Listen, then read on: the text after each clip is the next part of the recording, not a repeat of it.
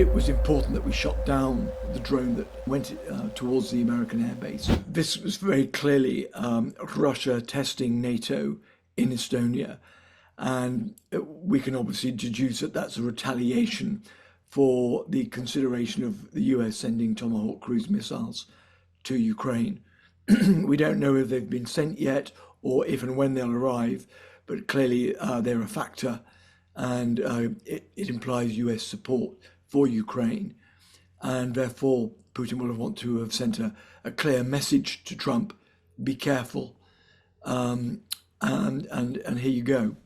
So it's a provocation that risks escalation, but it was a measured drone flight, not strike. Estonia and the other Baltic states are right on the border with Russia. They share a direct border with Russia. They're small and vulnerable and therefore easy to target from inside Russia. So very easy to strike there.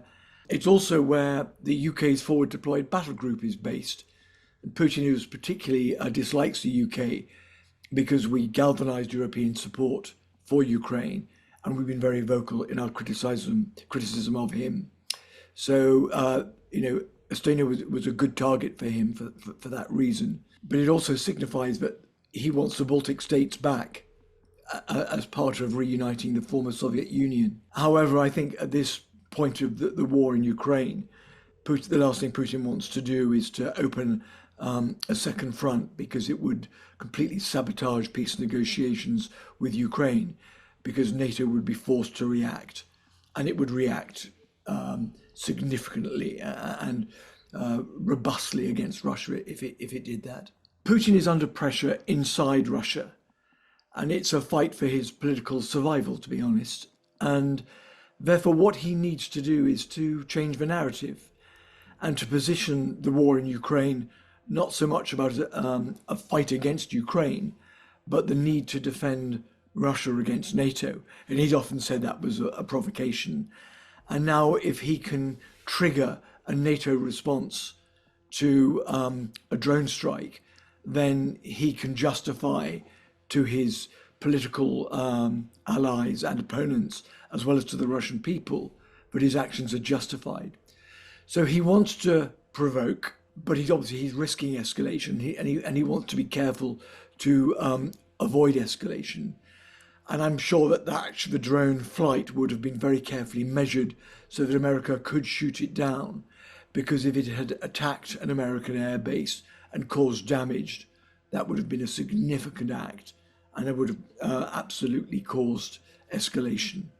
And of course, there's always a risk of a drone flight going wrong and causing unexpected damage and triggering unanticipated or unintended escalation. So he's really playing a game of brinksmanship here, and he needs to be very careful, but he does need to change this narrative. He previously flew jets over MiG-31s over Estonia, invading their airspace illegally, and he may conduct more actions like that. So it's one thing to shoot down a drone, but if Russian servicemen are killed as a result of NATO retaliation, then Putin has the perfect excuse to raise tensions further by further strikes against NATO. So NATO has to be very restrained, and in fact it is being exactly that.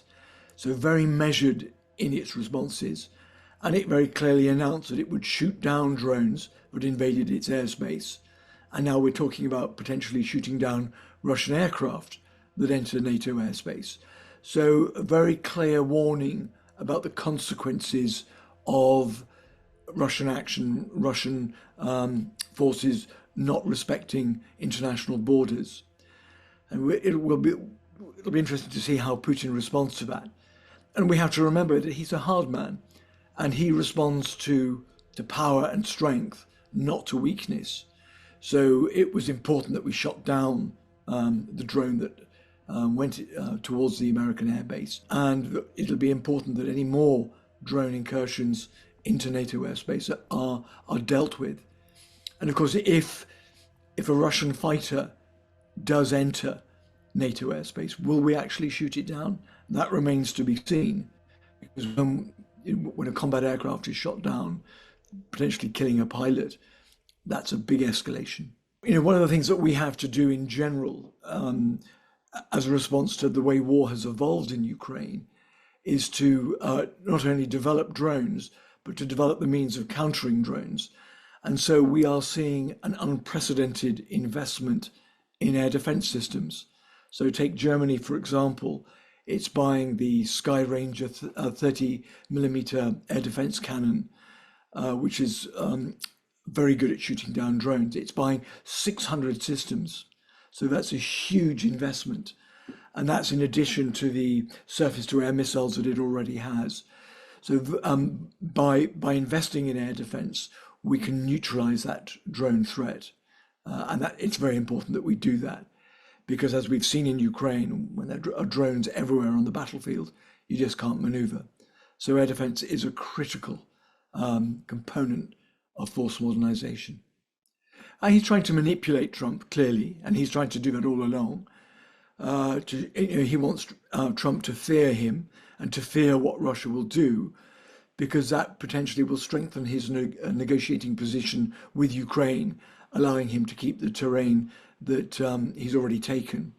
So he wants to have a strong position, but he's also trying to tell Trump that be careful, that he's powerful and he's still in control. And I think that is not the case. And I think what Putin is doing is trying to protect an image of power and strength at a time when actually he feels the opposite. His position in Russia has been severely weakened by his continued failure. Russia doesn't like failure. Russia doesn't tolerate failure among its leaders.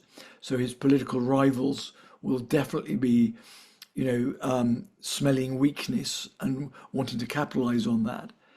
But also, we need to cast our mind back to the fall of the Soviet Union in 1989. So around that time, Russia was embroiled in Afghanistan, and it had suffered 15,000 soldiers killed in Afghanistan over a 10-year period. And there was a committee formed, the Committee of Soldiers' Mothers of Russia, and they forced a Russian withdrawal from Afghanistan. They were fed up with their sons coming back in body bags. And if you remember, Britain withdrew from Afghanistan after 500 combat deaths, never mind 15,000. And here we are in Ukraine, and Russia has suffered 1 million casualties, of which 300,000 are dead. And that will have had a huge impact on families inside Russia. They all will have known people or be affected by the deaths and injuries, many of which are life-changing. And so that beneath the surface, we don't hear much getting out, but we know that beneath the surface, from reports coming from people we know who are still inside Russia, that the seething resentment beneath the surface, which can't be expressed at the moment because of repression, is there and will eventually explode.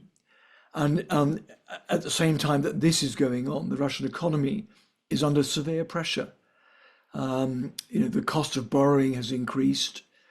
Ukraine is targeting its oil infrastructure and energy, so making sort of rationing and supplies much more difficult to get hold of. So there's pressure all around on Putin. And so he is, if he shows any sign of weakness, he could lose and lose big. And so he's trying to project this image of power so that he can hold on and hopefully get a settlement that he wants.